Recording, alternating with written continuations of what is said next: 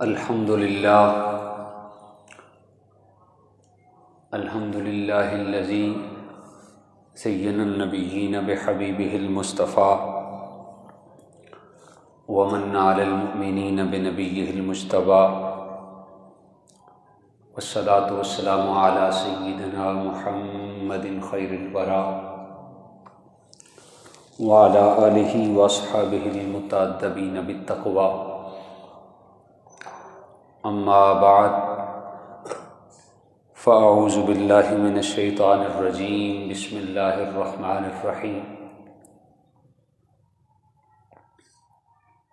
وعباد الرحمن الذین یمشون علی الارض ہونا وإذا خاطبهم الجاہلون قالوا سلاما والذین یبیتون لربهم سجدا وقیاما والذین یقولون ربنا اصرف عنا عذاب جہنم ان عذابها کان غراما صدق اللہ العظیم وصدق رسولہ النبی الکریم الامین المکین الرؤوف الرحیم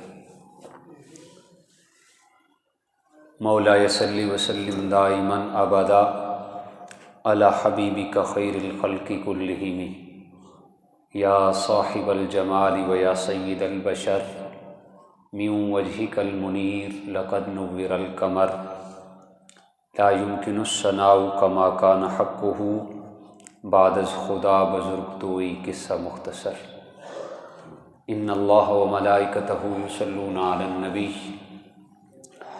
یا ایھا الذین آمنوا صلوا علیہ وسلموا تسلیما اللہم صل علی سیدنا و مولانا محمد وعلی آل محمد وبارک وسلم وصل علیہ الصلاۃ والسلام علیک یا سیدی یا رسول اللہ وسلم علیک وعلی آلک واصحابک یا سیدی یا حبیب اللہ الصلاۃ والسلام علیک یا سیدی یا مکین قلوب المؤمنین الصلاۃ والسلام علیک یا سیدی یا جد الحسن والحسین اللہ جل جلالہ وعم نوالہ واتم برہانہ وعظم شانہ کی حمد و ثناء امام الانبیاء فخر الانبیاء حضور زینت کائنات بزم کائنات والی کائنات محسن انسانیت اسوہ عالمیت احمد مجتبیٰ جناب محمد مصطفیٰ علیہ تحیت و ثنا آپ کے حضور ناز میں عقیدتوں محبتوں اور ارادتوں کے خراج پیش کرنے کے بعد نہایت ہی واجب الاحترام سامعین و حاضرین السلام علیکم ورحمۃ اللہ وبرکاتہ۔ میری اور آپ کی بخت فروزی ہے کہ میں اور آپ آج کے اس عظیم الشان دن میں اللہ کے گھر میں اللہ کے حضور حاضری کی سعادت حاصل کر رہے ہیں۔ دعا کریں اللہ پاک آج کی ہماری اس حاضری کو اپنی بارگاہ میں قبول فرما کر ہم سب کے لیے خوشۂ آخرت بنائے آمین۔ یہ مہینہ ربیع الثانی کا مہینہ ہے، قمری جو مہینے ہوتے ہیں ماہ ربیع الاخر یعنی ربیع الثانی۔ لاسٹ جمعۃ المبارک پہ بھی میں نے حضور سیدنا غوث الاعظم رضی اللہ تعالیٰ عنہ کے حوالے سے آپ کی شان کے حوالے سے چند معروضات آپ کے گوش گزار کی تھی۔ آج کی اس نشست سعید میں تعلیمات حضور غوث الاعظم کے حوالے سے چند معروضات میں آپ کے گوش گزار کروں گا۔ اللہ پاک میری زبان پر اعلیٰ کلمۃ الحق جاری فرمائے اور ہم سب کو توفیق عمل نصیب فرمائے آمین۔ یہ مادیت زدہ دور ہے جب عوام ویسے ہی دین سے دور ہوتی جا رہی ہے، تو اس مادیت زدہ دور میں اس بات کی ضرورت ہے کہ عوام کو اللہ کے نیک بندوں کے زیادہ سے زیادہ قریب کیا جائے، تاکہ ہم اللہ کے نیک بندوں کی سنگت میں بیٹھ کر، اللہ کے نیک بندوں کی معیت میں بیٹھ کر اپنے من کے جو روگ ہیں ان کو ختم کر سکیں۔ ہمارے سینے اتنے غلاظت سے لبریز ہو چکے ہیں، کیا کچھ ہے جو ہمارے سینوں میں، ہمارے دل میں نہیں ہے۔ نفرت ہمارے دل میں ہے، کدورت ہمارے دل میں ہے، حسد ہمارے دل میں ہے، بغض اور کینہ ہمارے دل کے اندر اس نے ڈیرا جمایا ہوا ہے۔ تو ضروری ہے کہ ہم اللہ کے نیک بندے کی سنگت اور معیت میں بیٹھیں اور ہم اپنے من کی پاکیزگی کا سماع کریں، اپنے من کو پاکیزہ کریں، صاف ستھرا اور اجلا کریں۔ بعض اوقات ایسا ہوتا ہے، اس طلب کے حوالے سے انسان کوشش کرتا ہے تو کوشش میں کامیابی نہیں ملتی تو انسان اس منزل کو بھی چھوڑ دیتا ہے۔ ہر فیلڈ میں دیکھیں، ایک دکان پہ ہمیں کپڑا اچھا ملتا ہے تو ہم اس جگہ پہ بار بار جاتے ہیں، ایک جگہ پہ کپڑا اچھا نہیں ملتا تو ہم کپڑا لینا چھوڑ نہیں دیتے، بلکہ کسی اور جگہ پہ جائیں گے، وہاں سے اچھا نہیں ملتا تو تیسری دکان پہ چلے جائیں گے، تیسری دکان پہ اچھا نہیں ملتا تو چوتھی پہ چلے جائیں گے۔ لیکن یہ جو دین اسلام کی فیلڈ ہے کہ ہم دین سے ایسا دور ہوتے جا رہے ہیں، اگر ایک جگہ سے ہمیں دھوکہ ملتا ہے تو ہم کل ہی اپنا خیال اسی کے مطابق بنا لیتے ہیں کہ سارے لوگ ہی ایسے ہوں گے، جبکہ دنیاوی معاملات میں ہماری سوچ کا محور اور مرکز کچھ اور ہے۔ اگر اسلامک پوائنٹ سے دیکھا جائے تو ہماری سوچ کا مرکز کچھ اور بن جاتا ہے۔ ایسا نہیں ہونا چاہیے۔ اللہ کے نام پہ اگر آپ کو دھوکہ ملتا بھی ہے تو اللہ کے نام پہ تو 100 بار بھی دھوکہ ہم سب کو قبول کر لینا چاہیے۔ وہ دھوکہ ہمیں کسی اور جگہ سے، کسی اور کے نام پہ نہیں مل رہا، وہ دھوکہ بھی اللہ کے نام سے مل رہا ہے، اور اللہ کے نام کا دھوکہ انسان کو اگرچہ جس جگہ سے دھوکہ مل رہا ہے وہ جگہ اس قابل نہ بھی ہو، لیکن طلب اچھی ہو تو دھوکے میں بھی اللہ پاک کامیابی عطا فرما دیتا ہے۔ اس حوالے سے قرآن مجید کی سورہ فرقان کی آخری آیات میں نے تلاوت کی ہیں، اس میں کچھ اللہ کے نیک بندوں کی نشانیاں بیان کی گئی ہیں۔ آیا کہ وہ کون سے ایسے آدمی ہونے چاہیے، اللہ کے نیک بندے ہونے چاہیے جن کے ساتھ ہم اپنا قرب، اپنا تعلق، اپنی سنگت اور معیت کو مضبوط کریں تاکہ ہمارے اندر کی دنیا صاف ہو، پاکیزہ ہو، مصفہ ہو۔ تو سورہ فرقان کی آخری 11 آیات میں اللہ نے 11 نشانیاں بیان کی ہیں اللہ کے نیک بندوں کی، عباد الرحمن کی، اولیاء اللہ کی۔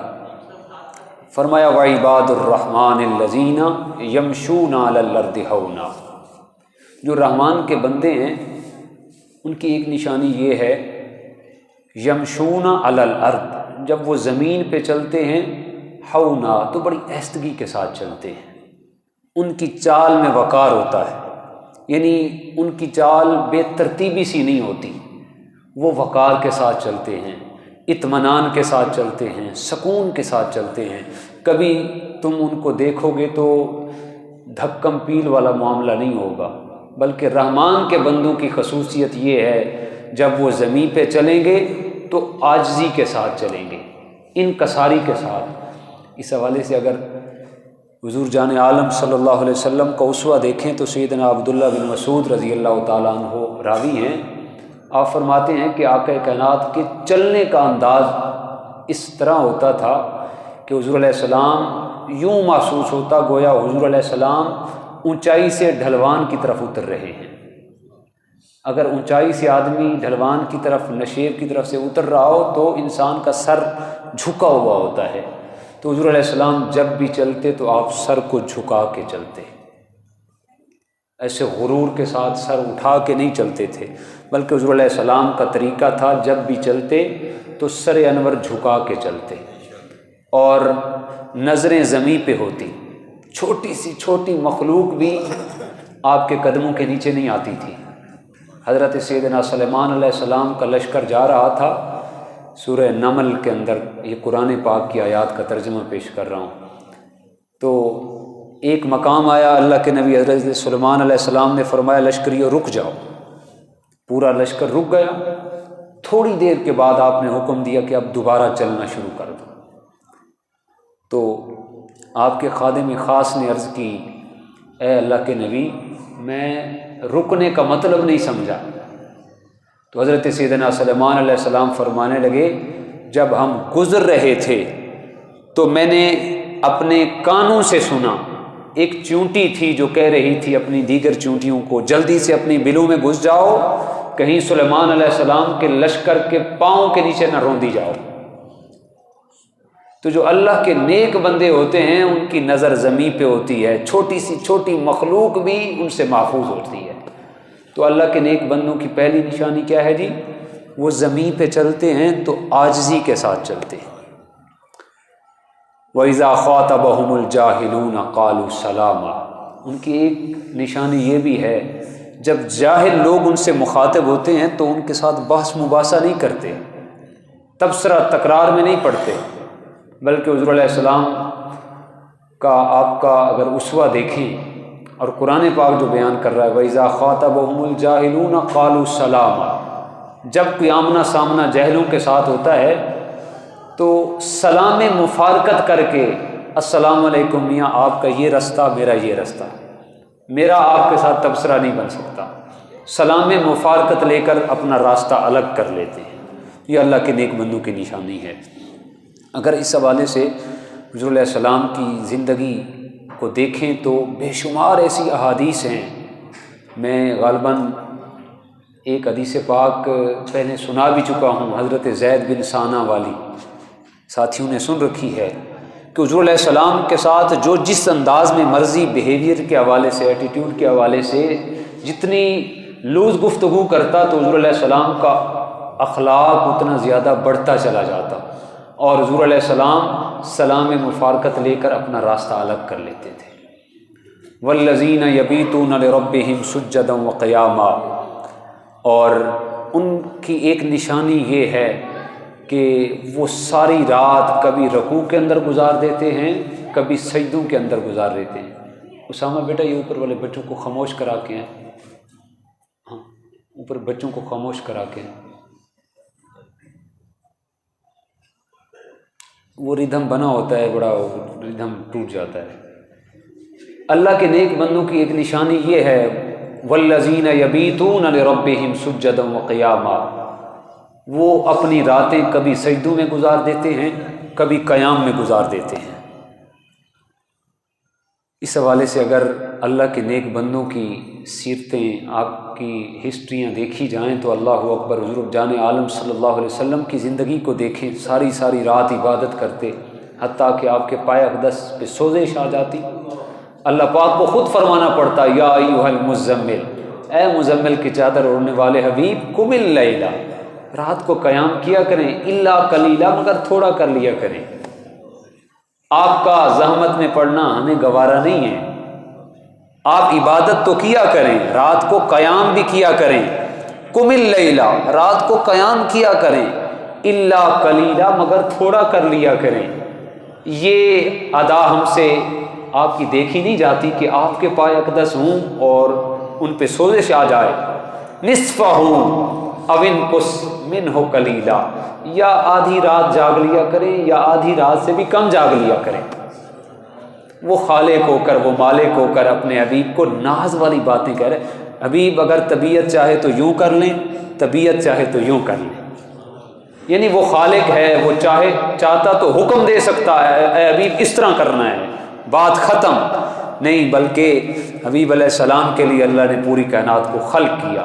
یہ پوری کائنات بنائی حضور علیہ السلام کی رضا کے لیے ہے، کائنات والوں کو پتہ چل جائے کہ حضور علیہ السلام چاہتے کیا ہیں۔ تو فرمایا حبیب اگر طبیعت اس انداز میں چاہتی ہے تو ایسا کر لیں، اگر یہ چاہتی ہے تو پھر ایسا کر لیں۔ یعنی ہمارے لیے صرف ایک پوائنٹ ہے، تم پر فرض ہے کہ تم نے نماز پڑھنی ہے۔ مثال دے رہا ہوں فار ایگزامپل، لیکن حبیب علیہ السلام کے لیے کئی چوائسیز ہیں بیچ میں۔ حبیب چاہیں تو یوں کر لیں، چاہیں تو یوں کر لیں۔ آقا مسجد قبلتین کے اندر نماز ظہر پڑھ رہے ہیں، منگل کا دن ہے، حضور علیہ السلام کے دل میں خیال آیا، مالک یہ یہودی ہمیں طعنہ دیتے ہیں، دین الگ ہے، قبلہ ہمارا ہے، ہمارے قبلے کی طرف رخ کر کے نماز پڑھتے ہیں۔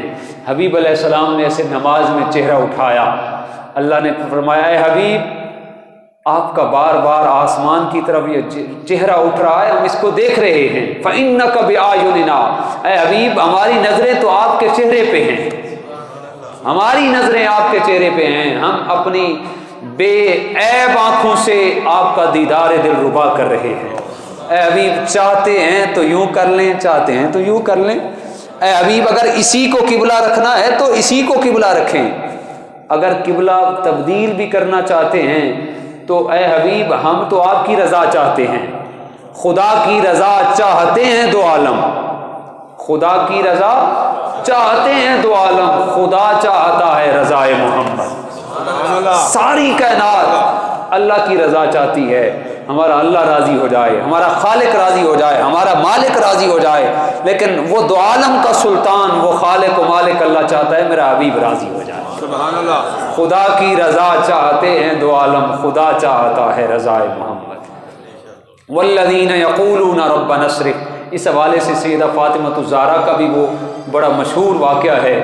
آپ ساری رات سارا دن گھر کے کام کرتی، رات ہوتی تو نماز عشاء کے بعد مصلی بچھا لیتی، حتیٰ کہ فجر کے وقت مؤذن فجر کی اذان دیتا تو سیدہ فاطمہ الزہرا کا ایک سجدہ بھی کمپلیٹ نہ ہو پاتا، سر جلدی سے سجدے سے اٹھا کر عرض کرتی مالک تو نے راتیں ایسی چھوٹی بنائی، تیری بندی کا ذوق بندگی پورا نہیں ہوتا۔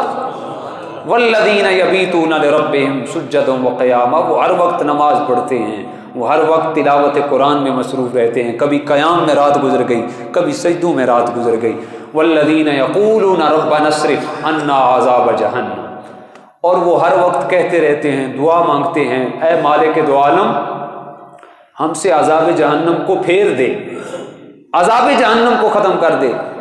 ان کا معمول یہ ہے کہ ساری رات عبادت کرتے ہیں، عبادت کرنے کے بعد وہ غرور تکبر نہیں کرتے، وہ بڑائی کا اعلان نہیں کرتے، میں تو حاجی ہوں، میں نمازی ہوں، میں غازی ہوں، میں فلاں چلے کرتا ہوں، 40 سال عمر ہو گئی میں تہجد پڑھ رہا ہوں۔ نہیں، ان کا عمل یہ ہے، وہ ساری رات عبادت کرتے ہیں لیکن پھر بھی اللہ کے حضور عرض کرتے ہیں مالک عذاب جہنم کو ہم سے پھیر دے۔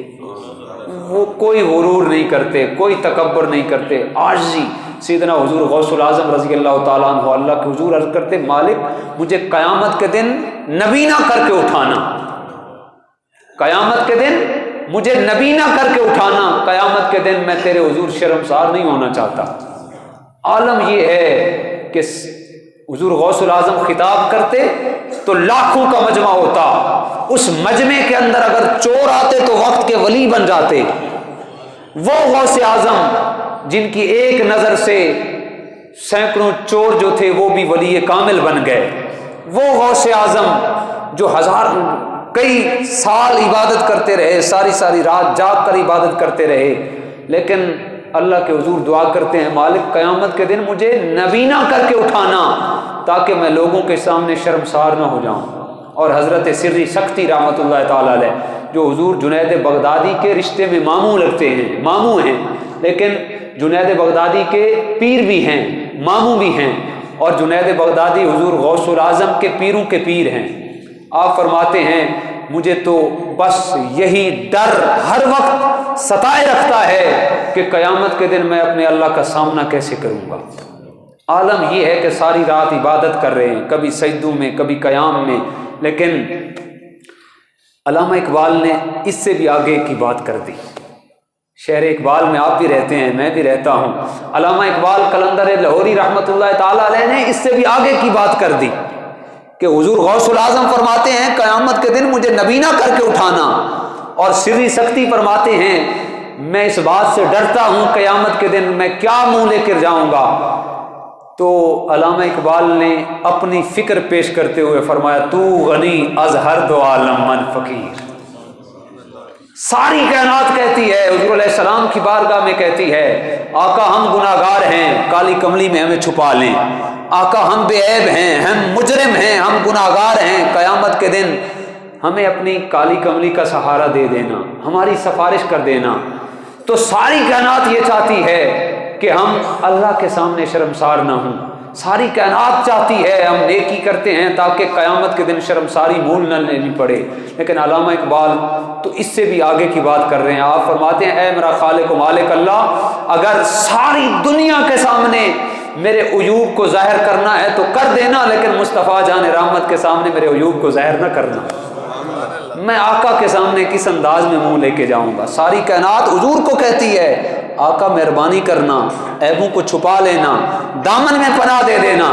لیکن علامہ اقبال فرماتے ہیں ساری دنیا کے سامنے میرے عیب ظاہر بھی کر لیے جائیں تو کوئی بات نہیں، لیکن اے میرا خالق و مالک اللہ، از نگاہ مصطفیٰ پنہاں پذیر، مجھے حضور علیہ السلام کے سامنے شرمسار مت کرنا۔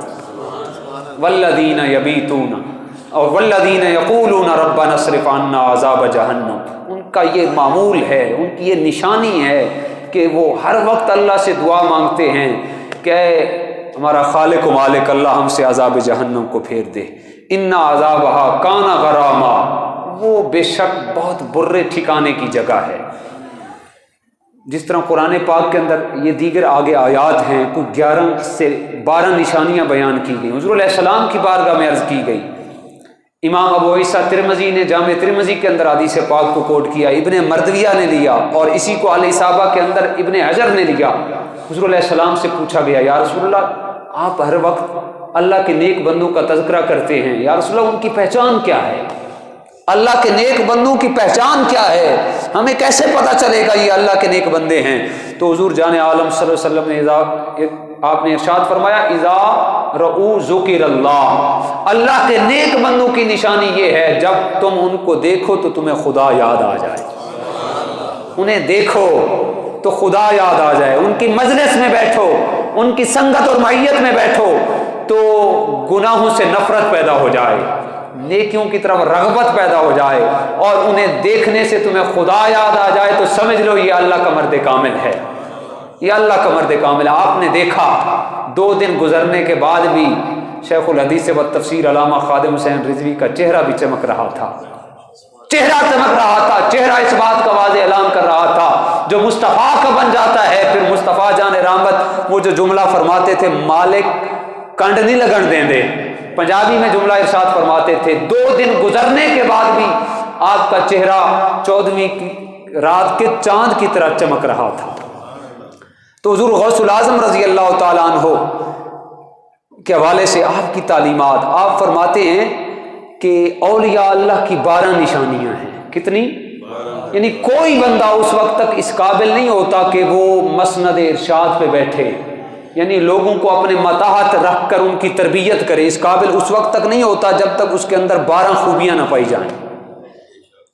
آج تو 2 نمبری عروج پہ ہے ہمارے معاشرے کے اندر، 80% ایسے لوگ ایسے پیر ہیں جو جاہل ہیں، جن کے پاس علم ہی نہیں ہے، تو ان لوگوں نے عوام کی کیا تربیت کرنی ہے جنہیں اپنی تربیت کا ہی نہیں پتا۔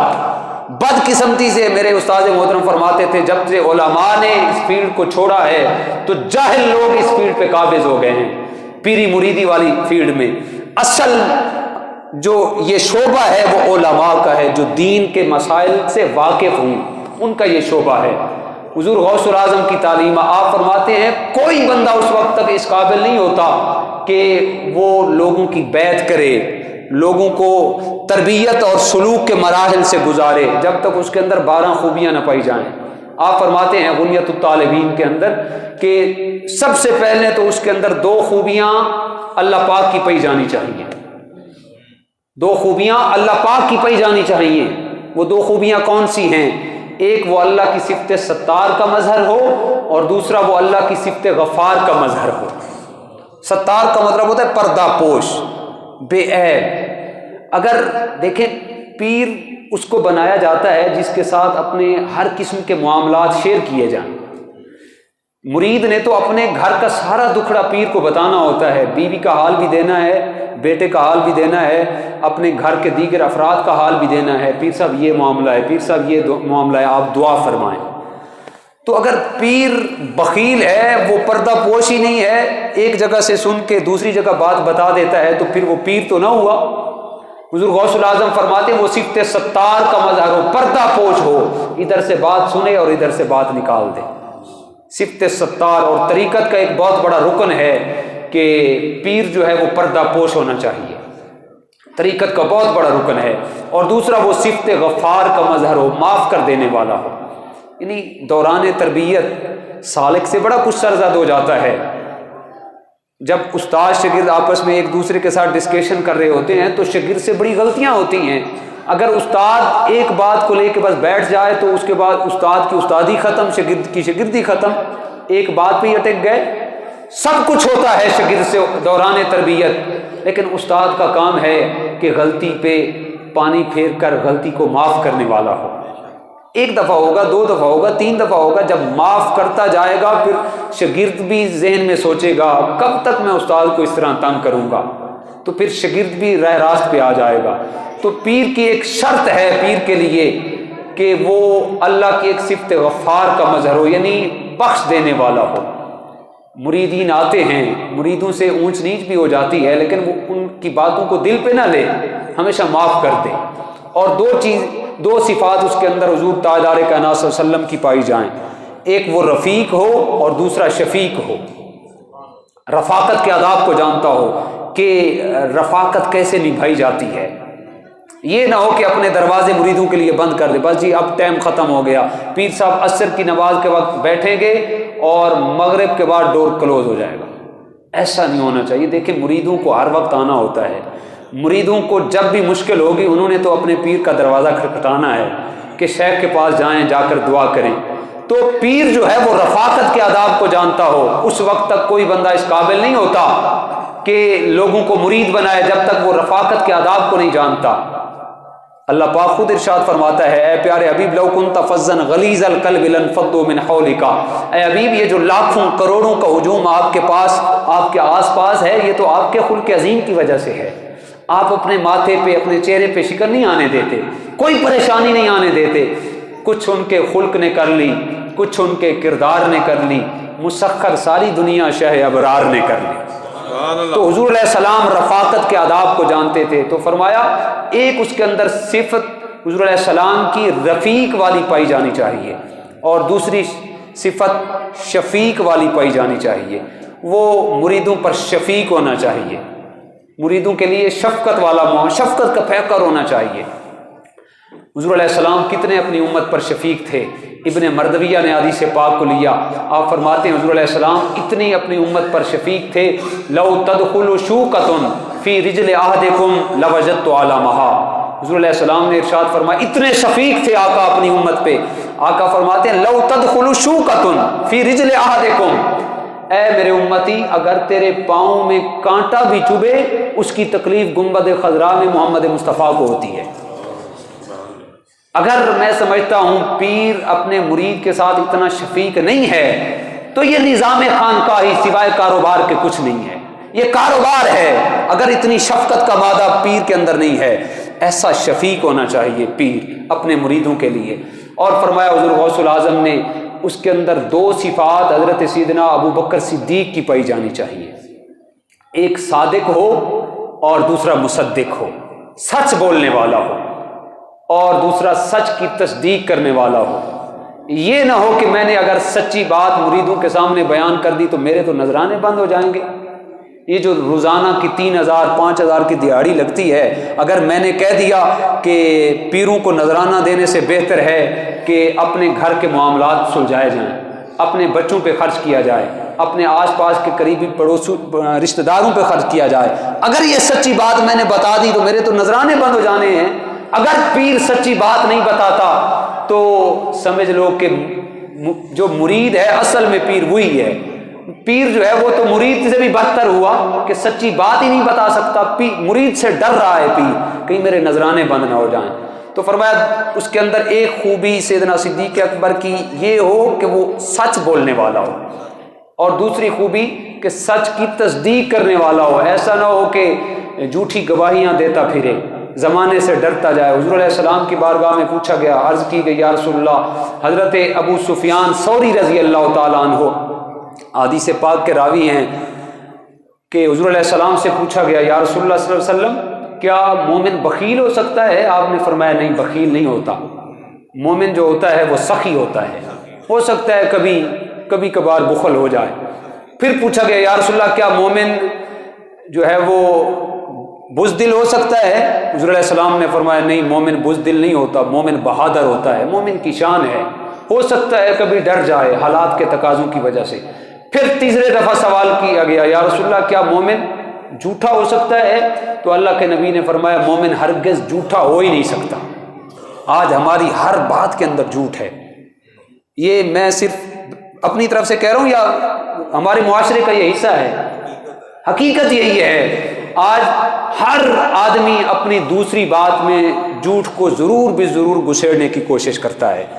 تو حضور غوث العظم نے فرمایا اس وقت تک کوئی بندہ اس کامل نہیں ہوتا کہ جب تک اس کے اندر یہ خوبیاں نہ پائی جائیں، اور فرمایا دو خوبیاں اس میں حضرت عمر فاروق کی پائی جانی چاہیے، ایک امر بالمعروف کا پاس کرنے والا ہو اور ایک نہی عن المنکر کا پاس کرنے والا ہو، اچھائی کا حکم دیتا ہو اور برائی سے روکتا ہو۔ جب ابو لولو فیروز مجوسی نے حضرت عمر فاروق پہ وار کیا، ظہر میں بجھا ہوا خنجر تلوار لگی، آپ بستر علالت پہ تھے، سانسیں اکھڑ رہی تھی، آخری سانس تھی، ایک انصاری نوجوان آپ کی خدمت میں حاضر ہوا خیریت دریافت کرنے کے لیے، پوچھا کہ اے امیر المومنین اب آپ کی طبیعت کیسی ہے، نفس پہ کیا محسوس کر رہے ہیں؟ تو حضور سیدنا عمر فاروق نے، سانس اکھڑ رہی ہے، داعی اجل کو لبیک کہنے والے ہیں، لیکن امر بالمعروف اور نہی عن المنکر کا یہ عالم ہے۔ آپ نے اس انصاری نوجوان کو دیکھا کہ اس کے جو شلوار تھی وہ نیچے زمین پہ گھسیٹتی ہوئی آ رہی تھی، آپ نے اس وقت بھی بستر علالت، بستر مرگ پہ تھے، آپ نے فرمایا اے نوجوان میری تو خیر ہے، وقت گزر جائے گا، لیکن اگر تو اپنی شلوار کو، تہمت کو اونچا کر لے، ایک تو تیری شلوار بھی پاک صاف رہے گی اور دوسرا تو اس سے اللہ بھی راضی ہو جائے گا، دوسرا تو اس سے اللہ بھی راضی ہو۔ یہ ہے امر بالمعروف اور نہی عن المنکر۔ جب تک پیر کے اندر یہ دو چیزیں عمر فاروق کی نہیں پائی جاتی اس وقت تک وہ اس قابل ہی نہیں کہ لوگوں کو مرید بنائے۔ اور پھر فرمایا دو خوبیاں اس کے اندر حضرت سیدنا عثمان غنی، اس پہ بڑی لمبی چوڑی بحث کی جا سکتی ہے ہر خوبی پہ، لیکن وقت کو بھی دیکھنا ہے، ایک گھنٹہ ایک خوبی پہ بھی لگ سکتا ہے اللہ کے دی ہوئی طاقت سے، اپنے اساتذہ کی برکت سے، لیکن وقت کے تقاضے میں وقت اتنا متحمل نہیں۔ دو خوبیاں اس کے اندر حضرت سیدنا عثمان غنی کی پائی جانی چاہیے، ایک وہ رات کو عبادت کرنے والا ہو اور دن کو سخاوت کرنے والا ہو، پوری رات عبادت۔ ایسا نہیں ہے کہ پیر عشاء کی نماز ہی نہ پڑھے، میں تو کعبہ شریف ہی جا کے پڑھتا ہوں نماز، میں ہر وقت ہی نماز میں ہوں۔ پتہ نہیں اس جاہل نے کون سی گدڑ سنگی اپنے پاس قریب کی رکھی، ہر وقت وہ خانہ کعبہ میں پہنچا ہوا ہے۔ اس وقت تک کوئی بندہ اس قابل ہی نہیں کہ جب تک شریعت کی پابندی نہ کرے۔ اس کے اندر ایک خوبی یہ پائی جانی چاہیے عثمان غنی کی، ساری رات عبادت کرنے والا ہو، یہ پہلے صفت بیان ہو چکی، والذین یبیتون لربہم سجدا وقیاما، اور دن کو سخاوت کرنے والا ہو۔ اور دو خوبیاں اس کے اندر حضرت علی المرتضیٰ 10 ہو گئی، دو خوبیاں 12 نشانیاں بیان کی غوث العظم رضی اللہ تعالیٰ عنہ نے، دو خوبیاں اس کے اندر حضرت سیدنا علی المرتضیٰ کرم اللہ وجہ الکریم کی پائی جانی چاہیے، ایک وہ عالم ہو اور دوسرا بہادر ہو۔ جاہل کبھی پیر نہیں ہو سکتا۔ یہ آج ہم نے پیر کی ڈیفینیشن ہی کچھ اور سمجھ لی ہے، میرا خیال ہے۔ جو 1 مہینہ غسل نہیں کرتا ہم کہتے ہیں یہ بڑا درویش ہے، دیکھیں کیسی زلفیں اس نے رکھی ہوئی ہیں۔ 1 مہینہ جس نے نہایا ہی نہیں، جو پاک ہی نہیں ہے، وہ پیر کیسے ہو سکتا ہے؟ جو نماز کے قریب نہیں جاتا، جس کو نماز کے فرضوں کا پتہ نہیں، جس کو اسلام کی تعریف کا بھی نہیں پتہ۔ اگر یہ میں اپنی طرف سے نہیں کہہ رہا، آپ بھی اس بات پہ ایگری ہوں گے، 80% ایسے لوگ ہیں جن سے پوچھا جائے گا 6 کلمے ہی انہیں پورے نہیں آئیں گے، 6 کلمے پورے نہیں آئیں گے، اور لوگوں لاکھوں کی تعداد میں لوگ ان کے دیوانے ہوں گے، 6 کلمے بھی پورے نہیں آئیں گے. تو فرمایا وہ عالم ہو. ایک سیدنا علی المرتضیٰ کی صفت وہ عالم ہو، اور دوسری کون سی صفت ہے جی؟ بہادر ہو.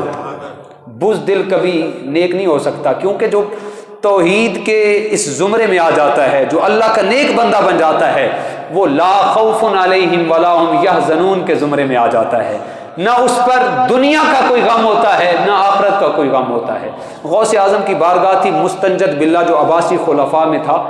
ایک جناب والا تھیلی کے اندر چند سکے لے کے، سونے کے سکے لے کے، دینار درہم لے کے حضور غوث اعظم کی بارگاہ میں آ گئے.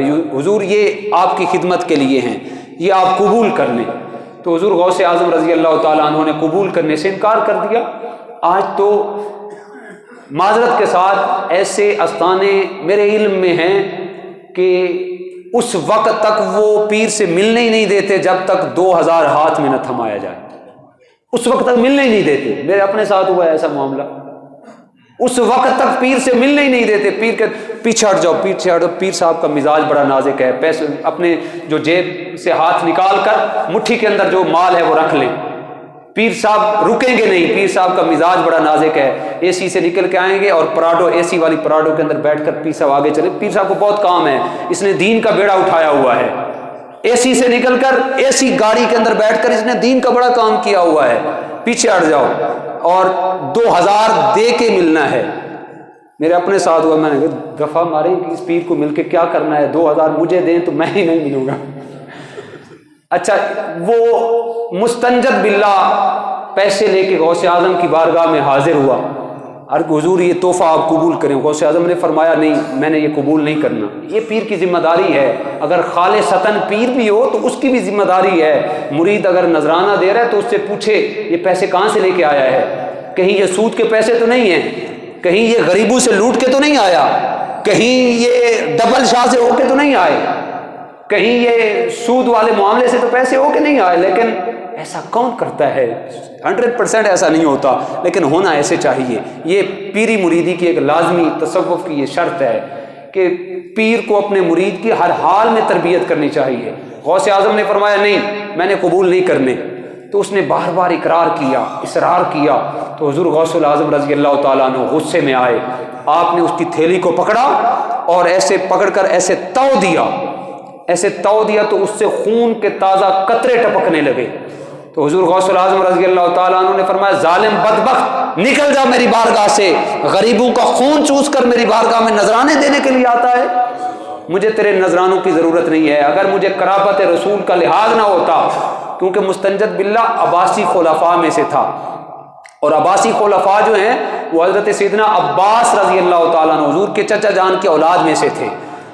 حضور غوث اعظم فرماتے ہیں اگر مجھے قرابت رسول کا، حضور علیہ السلام کی آل کا لحاظ نہ ہوتا تو میں ایسے تو دیتا جاتا، خون نکلتا جاتا، اور اتنا خون نکلتا ان پیسوں کے اندر سے، یہ خون تمہارے محل کو بھی تباہ و برباد کر کے رکھ دیتا.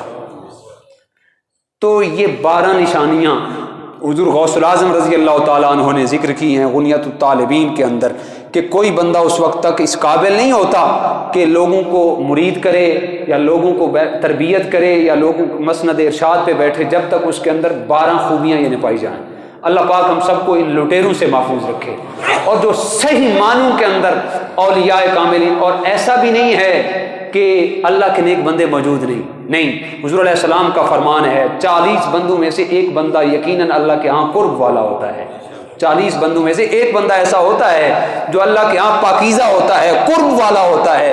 بس ہماری نظروں کی کمی ہے، ہماری استطاعت کم ہے، ہم تلاش نہیں کر پاتے. کمی آج بھی نہیں ہے.